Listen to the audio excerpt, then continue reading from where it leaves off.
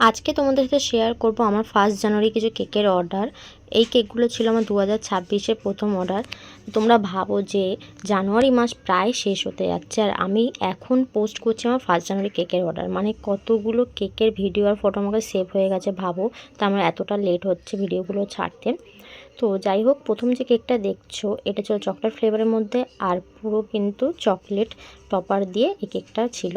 প্রথম যে পাতার মতন চকলেটটা দেখছো ওটা কিন্তু অনেকটাই বড় ছিল, ভিডিওতে কেমন লাগছে জানি না, বাট অনেকটাই বড় ছিল। আর এইগুলো কিন্তু খেতে খুবই টেস্টি হয়। আমার এই চকলেট টপারগুলো কিন্তু অন্যরা সবাই খেতে খুব পছন্দ করে। তো এটা ছিল কেকটা ফাইনাল লুক। তোমরা যদি এরকম চকলেট ফ্লেভার কেক অর্ডার করতে চাও তাহলে কিন্তু আমার কাছে অর্ডার করতে পারো, নিজের মতন করে কাস্টমাইজও করে নিতে পারো। আর যে চকলেট টপারগুলো দেখছো এইগুলো কিন্তু তোমরা আলাদা করে অর্ডারও করতে পারো।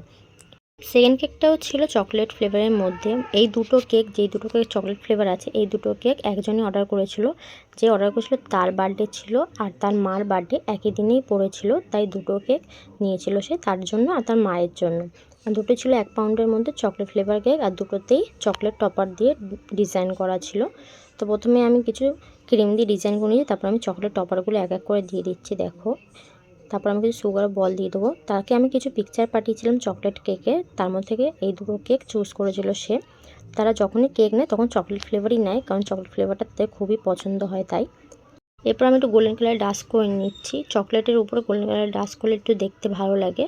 তো এই তো ছিল আমার দুটো কেকের ফাইনাল লুক। তোমাদের এই দুটো চকলেট কেকের মধ্যে কোন কেকটা বেশি ভালো কমেন্ট করে জানিও। তোমরা কিন্তু চকলেট ফ্লেভার কেক অর্ডার করতে পারো। আর যে থার্ড কেকটা আছে, এটা যে অর্ডার করেছিল সে তার মায়ের বার্থডের জন্য অর্ডার করেছিল। এটা ছিল 1/2 পাউন্ডের মধ্যে বাটারস্কচ ফ্লেভারের একটা কেক। তো ডিজাইনটা আমি তাকে কিছু পিকচার পাঠিয়েছিলাম, তার মধ্যে থেকে চুজ করেছিল। আর এই ডিজাইনটা একদমই সিম্পল, কিন্তু সিম্পলের মধ্যে খুবই সুন্দর লাগছিলো। সবথেকে তো নিচে যে বর্ডারটা আমি করেছি সেটা তো খুব সুন্দর লাগছিলো, একদম ফ্লাওয়ারের ডিজাইনের মতন লাগছিলো। তোমরা লাস্টে দেখতেই পারবে। আর যে এই কেকটা অর্ডার করেছে সে আমাকে একটা লেটার লিখতে বলেছিল যে তার মায়ের জন্য একটা সুন্দর বাংলায় কিছু লিখে দিতে, যাতে তার মায়ের ভালো লাগে। তো আমি তাকে কিছু সাজেস্ট করেছিলাম, তার মধ্যে থেকে এই লেটারটা আমাকে লিখতে বলেছিল। তো নিচের বর্ডারটা দেখো কতটা সুন্দর লাগছে, আর মাঝখানে সেই লেখাটা আমি লিখে দিয়েছি। তো কাস্টমারেরও খুব ভালো লেগেছে এই লেখাটা, আর খুব ভালো রিভিউ দিয়েছে, তার পছন্দ হয়েছে, তার মারও কিন্তু কেকটা পছন্দ হয়েছিল। আর যে লাস্ট কেকটা আছে এটাও কিন্তু 1 জানুয়ারি অর্ডার ছিল, বাট কাস্টমারের কিছু প্রবলেমের জন্য সে ডেটটা একটু চেঞ্জ করেছিল, কিন্তু সেদিনকার কিন্তু আমার কেকটা রেডি করা হয়ে গেছিলো। তো তাও আমি কাস্টমারের কথাটা শুনেছিলাম, যেহেতু বেন্টু কেক ছিল তাই আমি ক্যান্সেল করতে পেরেছি, কারণ কাস্টমার অনেকটাই অসুবিধা হয়েছিল। আমার রিপিট কাস্টমারও ছিল তাই আমি তার কথাটা শুনেছিলাম। আর সেই বেন্টু কেকটা আমার বোনের বার্থডের জন্য আমি কাটিং করেছিলাম, আর এটা আমি নতুন করে আবার কাস্টমারকে করে দিয়েছি। দুদিন পরে সেই কেকটা নিয়েছিল, আর একদম সিম্পল ফ্লাওয়ার ডিজাইনের মধ্যে ছিল, কিন্তু ডিজাইনটা দেখো কতটা সুন্দর লাগছে। আমি বুঝতে পারিনি যে এই বেন্টু কেকে এতটা সুন্দর লাগবে এই ছোট্ট ছোট্ট কিছু ফ্লাওয়ার ডিজাইনটা।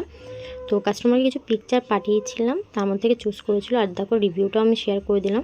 তো এই তো ছিল আমার 4টে কেকের ফাইনাল লুক। এই 4টার মধ্যে তোমাদের কোন কেকটা বেশি ভালো লাগলো কমেন্ট করে জানিও। ভিডিওটা লাইক শেয়ার করে দিও। আমার কাছে অর্ডার করতে পারো যে কোনো ধরনের কেক। ওকে, টাটা।